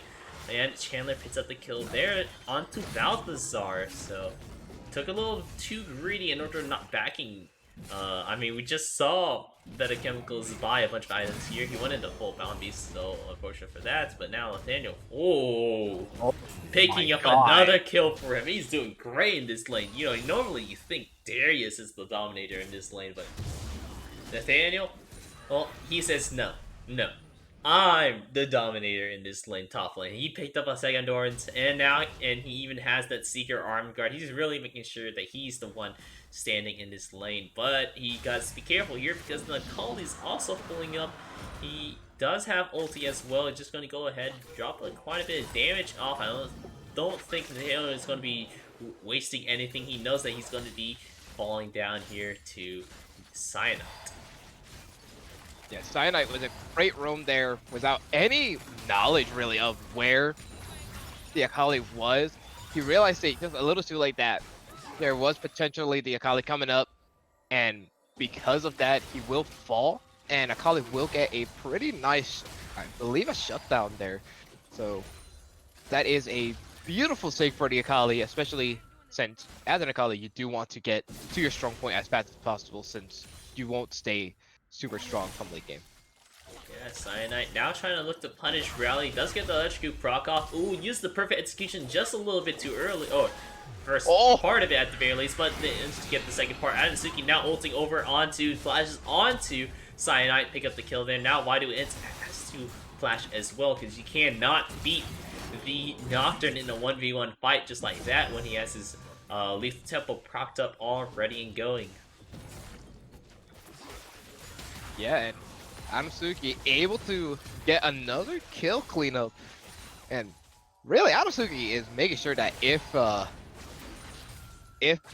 Cyanide does go in and is just slightly under half health, he goes in. He just knows that he's strong enough to be able to take this fight against the Akali. Indeed. So now we're looking over onto map. Dragon was already taken over for the side of the Mingos. They have the Mountain Drake, and Ocean is spawning up here soon. So let's go ahead and play my favorite game. If they don't fight here in the bot lane in the next 5 seconds, I will play my game, but it looks like they are going to be fighting instead. Nice damage coming out from Clark in order to really focus down, since looks like Balthazar was autoing down over to Gabe. Good stun outs. Ulti coming out to Railgun is not going to be enough, but Rally looks like he's going to fall to the Ignite here unless he gets a shield, but he doesn't. Now Wadu is also in the bot lane. I don't even know where he came from. But looks like they're going to be continuing on to this push bot lane. Need to be careful because Adam Suki does have his ulti coming up here relatively soon. Going ahead and take down that ward. And we'll see if they can... The attack continues here. Adam Suki does have his ulti now, same with Clark, but not Gabe. So we'll just have to see. There he goes. Here comes the Total Darkness. Does get the tether over onto the center, so it does get feared up as well as Nathaniel using the TP in order to get onto Better Chemicals. Better Chemicals is going to be falling out here. Wadu is going to be running away. Same with Cyanide. Cyanide opting in for the pretty damage-heavy build. Nathaniel not being able to get the flash body bump, but does go ahead, get the explosive cast over on the Cyanide. And Suki still trying to look for this kill. Does get the tether off on the Cyanide, but Cyanide uses the perfect execution, get out of there. And Nathaniel doing a million types of damage over onto Wider End in order to pick up that kill now. And you can see Rally is going over to the top lane as well as a way to make sure that Darius does not try and get back into this game. And immediately, Orbe just runs away knowing that he is nowhere near strong enough to try and take this kind of fight. Yes, indeed. And now we have a 4-0 Nocturne. Quite the terrifying guy, I gotta say. He already has Berserk Grease, he already has the Dustblade, the Drakthar, and he's looking to pick up his next few items. I wonder what they're going to be, because I haven't really kept up with what Nocturne builds nowadays. Especially because they were set to try to rework him, but unfortunately, or I guess fortunately, the rework's going to Udyr instead, who also needs an update. Yeah, and you can see that they were wanting to get a ward down as a way to try and spot out if the Nocturne is in the area, and immediately they realize, yes, Nocturne's in the area, yes, we have to run as fast as possible currently. That is a Duskblade that is built onto this Nocturne, and that just makes him even more scary for anyone on the other side. Like the terrifying champion. So seeing how terrifying he is, he's already going to go ahead and counter juggling. Thanks to Mingo's already providing a lot of pressure for his team. Nathaniel and Rally switching up lanes. Shockwave going to go out onto Orbit, but he's just going to get tower dive here. Orbit paints up a kill onto Rally, so now Rally falls to 0-4. But nonetheless, looks like they are able to maybe get a little bit more around on the map. Hopefully, you can maybe get one more tower plating down, maybe on the top lane for the Feed Me Gaming, or in the mid lane where Gragas can pick up just a little bit extra gold for himself. Yeah, and good job again by Cyanide there to actually come up and help out, make sure that Rally does go down, and giving a tower over to Darius to help him get back into this after a disastrous start. Hey, shout out to Dr. Wiley rating us with a party of 8. So welcome to the stream, dude. We're on our last game for the GRLCS here, but it is going to be the Mingos versus Feed Me Gaming. Mingos under red, Feed Me under blue. I had that in reverse order. I'm so sorry previously, but hey, what's up, Dr. Riley? And quite the interesting game right here. We're seeing Nathaniel Lanier is doing quite a good job himself as the Greg's top lane, same with Adam Suki, and bot lane's even doing quite well, considering that it's not Fasting Senna, because I don't think Fasting Senna is strong right now, just because numbers aren't big enough just yet. They did buff it up a little bit, but it's still not in the spot that you necessarily need in order to really support the build. Ooh, ulti's coming out from Ansuki, using the stopwatch in order to avoid a lot of this damage. I just juking him left and right away from all this Rally. Oh, going to get taken down by the Q as well. Here comes the Cataclysm as well. Unfortunately, it looks like it does fall down to the tower, but it looks like that was a successful tower dive that continued on for 3 whole kills. And that was just the power of the Orbit and Cyanide connection. They went on to rally at first. Adam came in thinking that he could potentially help out again, but this time Cyanide knew. The minute he saw Nocturne, he hits that stopwatch, and immediately you can see Adam Suki's just stuck there like, what do I do at this point? I don't know who I'm supposed to go after. And because of that, he hesitates before going after the Darius, gets taken out, and is even used as a way to get to Rally, who's taken out even prior to him falling. And then Nathaniel comes in thinking that he could potentially help clean up, which he kind of does. He takes out Why Do I End? However, he also falls victim, and Darius, who was 0-3 and 1 or 0-3 and 1 previously, now is back and is feeling stronger and better than ever. Speaking of stronger than ever, he's actually going to be fighting Nathaniel on his own team. He's dashing right in. He's trying to stay on him.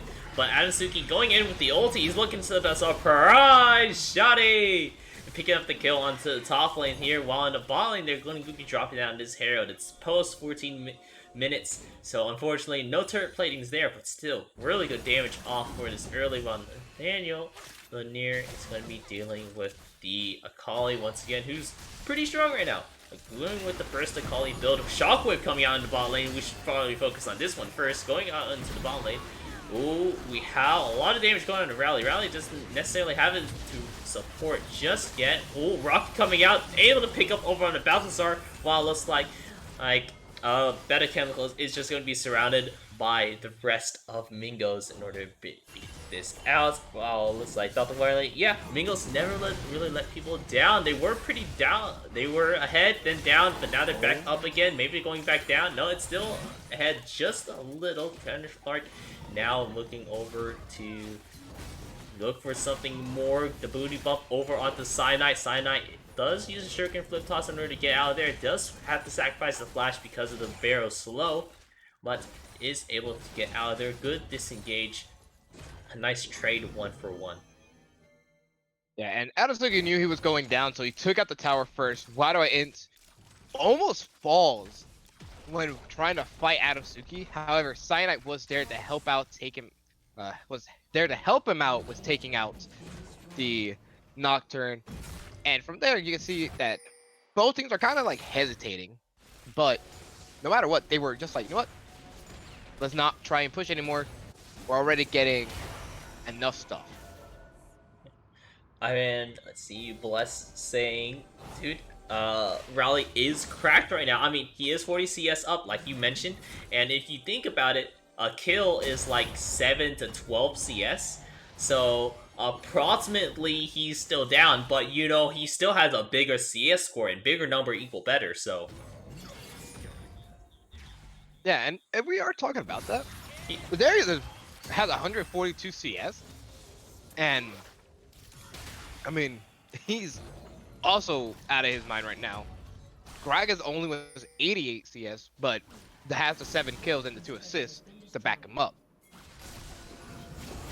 Yeah, no full item yet built onto Nathaniel Lanier, but right now, Why Do I End going in with the Cataclysm Railgun does drop down, but it looks like he needs to be saving because Adasuki's on to the champ. Clark does get him to pick up a kill, but so does Orbit. He's activated the Zodiac champ. He gets one dunk. Here comes another. There goes another. Here's maybe a Quadra dunk coming out, and Rally is looking to maybe give him the last one. Orbit is in the area. He still has his passive. No, it just went down, but Rally is just going to be chasing it out thanks to the phase rush here. Orbit is really low. He needs to be careful. Uses the Stride Breaker in order to dodge it. What?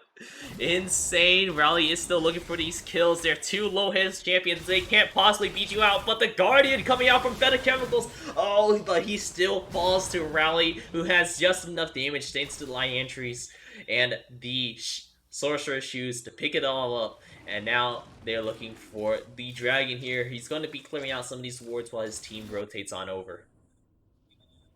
Yeah, and Rally, he denies the pentakill and immediately just says, alright, you used everything that I could have been afraid of. I'm going. And, well, speaking of going.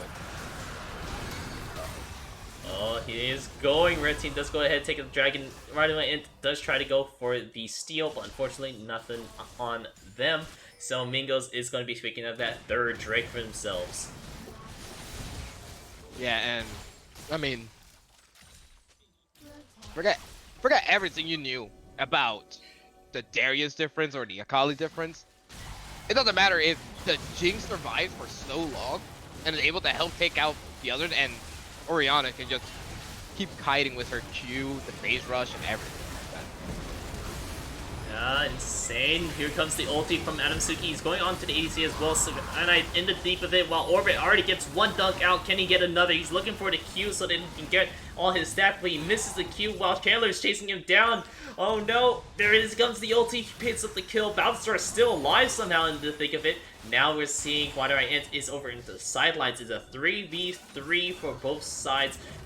Whose carry is better? Metal Chemicals is going to take a little bit of damage here thanks to the red buff. He is also slow, but the double knockup from Quadri Ant. Nathaniel, well, does not land the body bump, so now it's a 3v2 situation. Can the carry Gene speed it out in this situation? He does get hit by the root, but I don't think they're going to be continuing on for yet another engage here. They're just going to be backing up just a little bit and taking what they can get. Yeah, and first to clarify, the 0-1 and 1-0 is the scores of the season so far. So Mingos is 1 win, 0 losses currently, and Feed Me is 0 wins and 1 loss. Currently, they are looking for their first win of the season. Yeah, well, Ansuki looks for another target. He's going straight on to Balthazar, who's going to have to flash away from Ansuki there. Quite terrifying he is. But he picked, for right now, if we're looking over Ansuki, he actually has died 4 times in a row without picking up another kill for himself. That's more to say, I would say, from the healing that Beta Chemicals didn't do. And hey, Gabe, easy escape. Never wasn't breaking a sweat at all. Yeah, I mean, Gabe was just sitting there like, I knew that was gonna happen too. I already knew Darius was coming for me, but no one stopping the Gabe Lulu difference.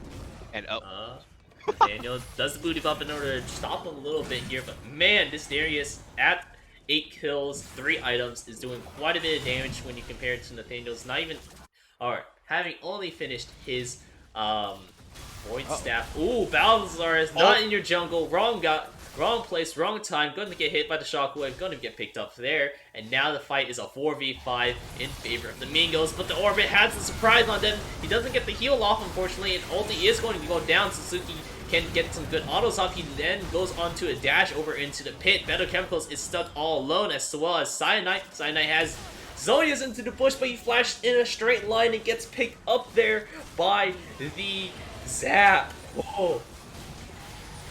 That was the Zap, and that was the Ace and the Baron, and it all came off of Rally just making sure to pick off the Senna.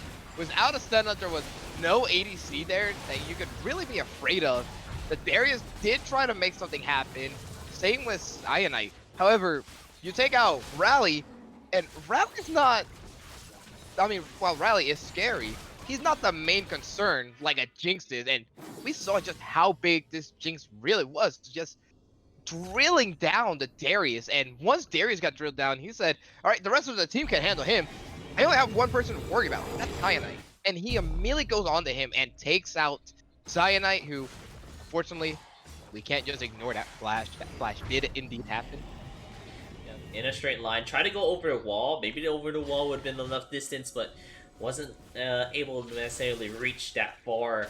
So, gonna be picked up there by Channel Clark, who, according to the chat, bless, I'm assuming what is a part of Mingos, said he didn't even know that flash happened in there. So, that was quite another kill. 10 and 2 Jinx now. Looking at 3 item. Power Spike with the IE. Looking very strong here. Speaking of power spikes, let's try to go ahead and check out onto this We'll do it after. I feel like something's happening here with Gabe getting caught out. Oh, he flashes into his ADC! Oh no, the Cataclysm picked up the kill over to Gabe, but Chandler was able to flash on out of there before anything bad really happens. Riley picked up the kill over onto Balthazar, and Adamsuki's in a 1v3 situation. Chandler Clark has no peel. He's going to go down to the Orbit, who picks up the 1k shutdown, and now Rowley's making a run for it. I've seen this situation earlier before, but will it actually happen? Rowley does use the Zonias in order to try to get out of here, but oh, the combo of the Q and the Strikebreaker to pick up the kill onto Rowley, so it looks like this strike is going over to Feed Me Gaming. Yep, and that was so unfortunate. The death bushes were right there, and the minute Gabe walks up, they push the engage, and they immediately took him out. They took out Jinx, and that was a 4v5. Grog is nowhere in the area, and they just say, all right, we could take a dragon, we could take a whole lot of this mid lane, and we could just get out of there scotch-free. And really, that is exactly what happened. Yeah, so let's go ahead and do that Souls check I went into earlier. But actually, Nathaniel's looking for a little bit of fight while Orbit is in the area. Going to get saved by Beta Chemicals. Saved his relative turn because it looks like Beta Chemicals has put himself in a pretty precarious situation. Now Cyanide's going into the deep of it. He's in his shrouds to survive it all. And so he be able to pick up the kill over an Orbital with his flash. But now Cyanide's actually able to get out of there thanks to perfect execution plus the Shuriken flip. And then Nathaniel's on the run. He's looking for it. But Cyanide, again, another Shuriken flip, but here comes the rally out of nowhere from the top ropes with the Shockwave, pick up the kill onto Cyanide. Okay. And that Shockwave was probably not what Cyanide was expecting on the other side of that wall. He said, I've already flipped over one. What's the worst that can happen? Well, ironically enough, the worst that could happen was an orb just waiting for you to sit down. And unfortunate, Cyanide is down, no execution, nothing of that sort. And now, just like that, it's almost dead even in this game. Yep, dead even indeed. So now, maybe we can do soul check at 98 souls, almost at the full upgrade. We're looking over at stats wise, that's it's 25 per, you get it every 20. You're at almost 4 stack, or not, you're at 4 stacks, so that's, was it 1, 2, 3, 4? You're outranging Caitlyn by 50 extra range, so not actually, I think they're about the same range as Jinx with Rocket Form, because Rocket Form Jinx has a little bit more range than I think Caitlyn does. You are correct on that. You are correct on that, I believe. Jinx's Rocket Form is a very big range, and oh no. Oh, nice combo over onto Cyanide. Calculated from Nathaniel to really get that poke out, so then he wouldn't go over the wall. He doesn't want to be put in that precarious situation. He doesn't know who's over there. He only knows is he sees a Cyanide and gets a really good poke down on him. Yeah, and you can tell Nathaniel really wanted to get a pick there that would have been like the biggest secure of their life, and well, there might be a small bit of a strategy being planned out. Darius was just sitting in a bush waiting for someone to walk up. Yeah, Rally is over here in the bot lane to respond to Cyanide. Cyanide is trying to do a little bit of damage here. Oh, great! That's the perfect execution that we wanted. But now, oh, he's nearsighted. Are they able to pick it up? Nope, Cyanide's just going to be killed thanks to the help of Adamsuki. But here comes the engagement from Wide Inch. And Nathaniel being the good guy coming into the pit with Clark in order to try to do a bunch of damage. Clark is, you want just stand still auto attack. Stand still auto attack with Rocket Forming. He has her. And it works! Stand still auto attack for the quadra kill! He still hasn't moved yet! The Chief just said, look, I am a hyper carry. Send your armies. Send them all to the death chamber. I can easily win this. Apparently, the Jinx actually DC'd for the fight. Imagine. And that's the biggest feels bad. You're like, all right, we know who we have to take out. The only issue, this Daniel just ruined the entirety of it all. Yeah, it looks like this is going to be the end of the game. Wario In is trying to do it. Oh, no more standstill auto attack. He's still not moving. He doesn't need the extra range. He can just end the game right here. He's still picking up more kills, and there it is. Another win for the Mingos. 2 weeks in a row. Congratulations to you guys with Chandler, Hyper Carry, Jinx, Standstill Auto Attack with the Quadra Kill. I hope someone clipped that. I do want to see that in the highlight reel whenever we make that in the end. So please clip that because, crazy. Look at the plays. Look at the moves. Jinx, why'd you DC? Sometimes the best move is to go bronze and stand still auto attack.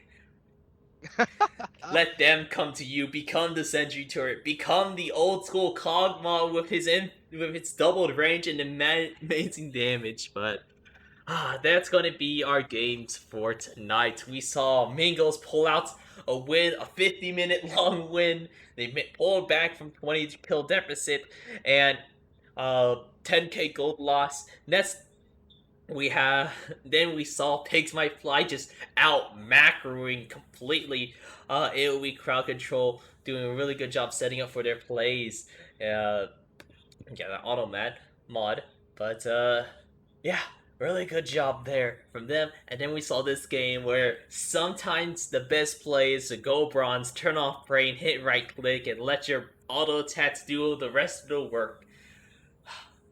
Anyways, I've been Red Skull Dragon. He's been Asami. Any last words you gotta say before I close out the stream? When in doubt, just stand still and auto attack, and that is what we've learned today.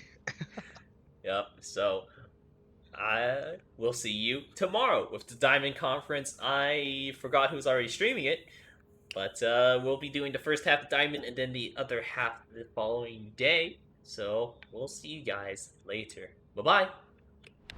Adios.